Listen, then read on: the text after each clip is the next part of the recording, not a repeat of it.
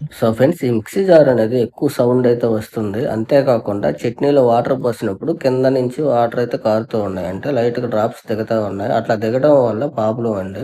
ఇప్పుడు సాఫ్ట్ చూసారు కదా! అరిగిపోయి ఉంది. అంటే ఇలాగా గతుకులు గతుకులుగా ఉంటే మనకి సాఫ్ట్ డ్యామేజ్ అయిందని అర్థం. దానివల్ల మనకి లోపల మిక్సీ జార్‌లో బుషింగ్ అయితే ఉంటుంది. ఆ బుషింగ్ అనేది కాపర్ బుషింగ్ ఉంటుంది. ఆ బుషింగ్ డ్యామేజ్ అయిపోతుంది. త్వరగా డ్యామేజ్ అవుతుంది ఈ సాఫ్ట్ వల్ల. ఇప్పుడు ఆ సాఫ్ట్, బుషింగ్ అనేటివి 2 కూడా మార్చుకోవాలి.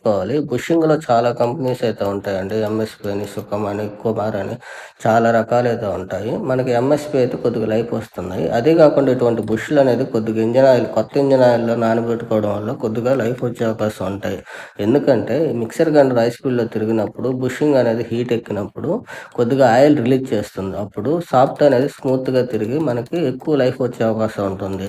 ఈ బుషింగ్‌లు పోవడం వల్ల మిక్సీ మోటార్‌లోకి నీళ్లు దిగి బుషింగ్‌లు కూడా పట్టేస్తాయి. అంతేకాకుండా ఒక్కోసారి వైండింగ్‌లో దిగాయంటే వైండింగ్ షార్ట్ సర్క్యూట్ జరిగి కాలిపోతాయండి.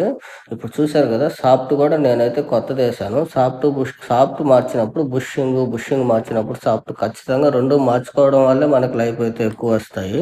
ఇప్పుడైతే మనం బిగిచ్చేసాం కదా! కొద్దిగా వాషర్‌లు ఎంత ప్లే ఉన్నాయనేది చూసుకొనైతే మనం వాషర్‌లు అయితే ఏసుకోవాలి. మనకి హైటు అంటే మిక్సీ గిన్నె కప్లర్‌కి, మిక్సీలో ఉన్న కప్లర్‌కి మ్యాచ్ అంటే తగలాలి, కూర్చోవాలి. తగలకపోయినా కూడా పైపైన కూర్చున్నా కూడా మనకి కప్లర్ అనేది రుద్దేస్తాయి. ఇప్పుడు మనం వాషర్‌లు చూసుకొని ఏసుకొని కొద్దిగా ఆయిల్ అనేది డ్రాప్ అనేది ఏసుకుంటున్నాను స్మూత్‌నెస్ కోసం. ఇప్పుడు ల ల బ బయట పక్క కూడా అంటే అడుగు పక్క కూడా మనకి వాషర్‌లో ఏసైతే కప్లర్ అయితే కూర్చోబెట్టాను. సో ఫ్రెండ్స్, మీకు ఇలా సౌండ్ వస్తుంటే సాఫ్ట్ బుష్‌ల ప్రాబ్లమ్ ఉంటాయి. త్వరగా అయితే రిపేర్ చేపించుకోండి. మిక్సీ అనేది లైఫ్ అనేది ఎక్కువగా వస్తుంది. బాయ్ ఫ్రెండ్స్, నెక్స్ట్ వీడియోలో మళ్ళీ కలుసుకుందాం.